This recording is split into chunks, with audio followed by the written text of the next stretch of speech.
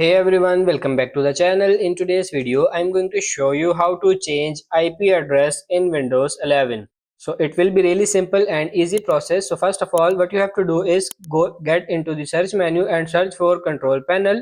Best match, sure, come back with control panel. Go ahead and open that up. Now you want to select the buy up in the top right and select category, select network and internet, and then select network and sharing center. Select your internet connection type in here. Just go ahead and left click on that, and then you want to go ahead and select properties, select internet protocol version 4, and then parenthesis it says TCP/IPv4, and select properties. This point select use the following IP address, so you go ahead and enter that in here, as well as using the following DNS server address in here too.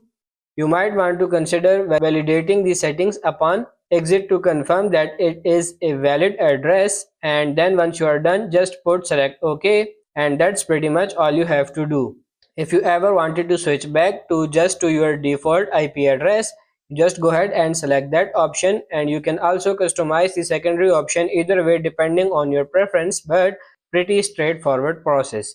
So that's pretty much it for this video. That's how to change IP address in Windows 10 or 11. I hope this video was helpful. If it is, like it and subscribe to the channel. Thank you.